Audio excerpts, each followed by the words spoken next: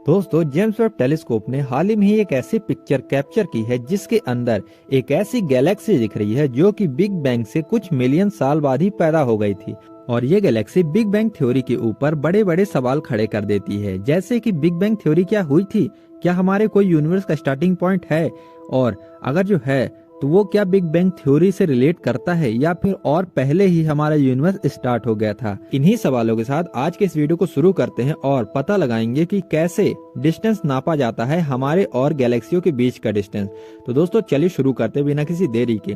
सबसे पहले नजर डालते हैं हम इस फोटो में। इस फोटो में हमें 2 से 3 ऐसी गैलेक्सी दिख रही हैं रेड डॉट वाली, जो कि बहुत ज्यादा रेड शिफ्ट कर रही हैं। अब आपके मन में आ रहा होगा कि रेड शिफ्ट आखिरकार क्या होता है। तो दोस्तों ये एक ऐसा फिनोमिना है जिससे हम पता लगाते हैं कि कोई गैलेक्सी कितना दूर है हमसे। आपने डॉपलर इफेक्ट का नाम तो सुना ही होगा। एग्जाम्पल के तौर पे आप ये समझ लो कि आप एक पॉइंट में खड़े हो जिसका पॉइंट बी नाम है और सामने से एक कार आ रही है जो कि हॉर्न बजाते हुए आ रही है। तो जब आप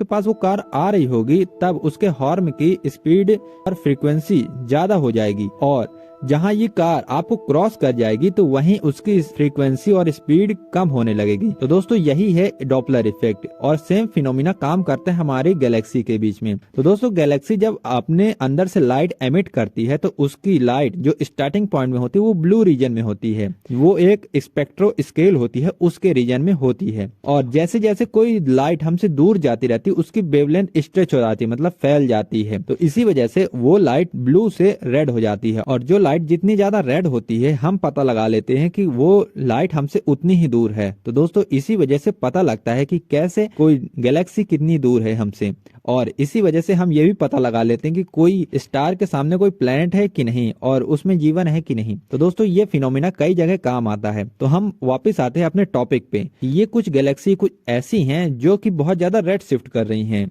और इस फोटो में दिख रहे सारी गैलेक्सी एक ही क्लस्टर से एग्जिस्ट करती हैं जिसका नाम है SMACSJ0723। अगर हम इस क्लस्टर की एज की बात करें तो ये करीबन 13 बिलियन ईयर पुराना है। तो दोस्तों ये फोटो में आपको जो गैलेक्सी दिख रही हैं वो सारी गैलेक्सी इसी क्लस्टर से एग्जिस्ट करती हैं। तो जाहिर सी बात है ये क्लस्टर बेहद ज्यादा पुराना है, अभी तक का खोजा गया ये सबसे पुराना क्लस्टर है। तो दोस्तों साइंटिस्टों ने ये सब देखते हुए एक लिमिट सेट कर दी है कि मिनिमम लिमिट कितनी होनी चाहिए, और वो 13 बिलियन ईयर में सेट कर दी गई है।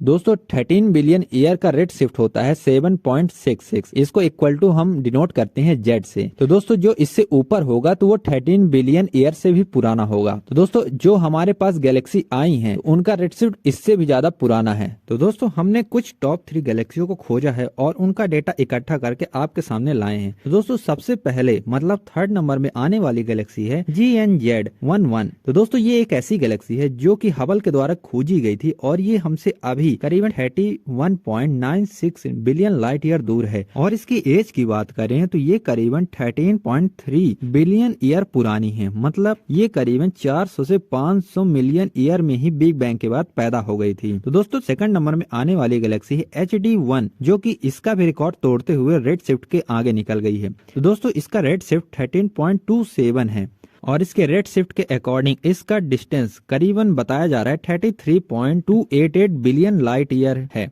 और इसके एज की बात की जाए तो 13.5 बिलियन ईयर में ही पैदा हो गई थी। तो दोस्तों ये करीबन है, बिग बैंग से नापा जाए तो ये करीबन 300 मिलियन ईयर में ही पैदा होने वाली गैलेक्सी बन जाती है। और दोस्तों एक ऐसी गैलेक्सी जो कि न्यूली पेपर फॉर्म किया गया है, मतलब नया रिसर्च पेपर है, उसके अकॉर्डिंग एक गैलेक्सी का रेड शिफ्ट करीबन 16.7 है। और दोस्तों ये बताया जा रहा है ये करीबन 200 मिलियन ईयर बाद ही बिग बैंग के बाद पैदा हो गई थी। तो दोस्तों सवाल यही खड़ा हो जाता है, जब इतने कम ईयर में ही पैदा हो रही गैलेक्सी ये कैसे हो सकता है, जबकि बिग बैंग थ्योरी कुछ और ही बोलती है।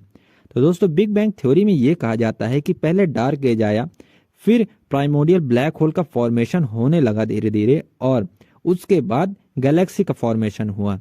तो प्राइमोर्डियल ब्लैक होल और ये सब को फॉर्मेशन होते कुछ टाइम लगता है, लेकिन यहाँ नई नई गैलेक्सी मिलती जा रही हैं। दोस्तों हाल ही में ही और नई रिसर्च पेपर आई हैं, लेकिन उनका डेटा भी श्योर नहीं था, इसलिए मैंने आपको ये डेटा शेयर नहीं किया है। उसमें तो करीबन 20 रेड शिफ्ट बताया जा रहा है। तो दोस्तों आप समझ सकते हो कि यहाँ बिग बैंग के ऊपर काले बादल मंडरा रहे हैं कि बिग बैंग हुआ था कि नहीं हुआ था। वीडियो कैसा लगा, अच्छा लगा हो तो लाइक कीजिए, और कोई भी सवाल हो तो नीचे कमेंट करके बताइए, जरूर उसका मैं आंसर देने की कोशिश करूंगा। तो मिलते हैं अगले वीडियो में, तब तक के लिए धन्यवाद। अगर जो वीडियो अच्छा लगा हो तो इसे जरूर अपने दोस्तों के साथ शेयर कीजिए।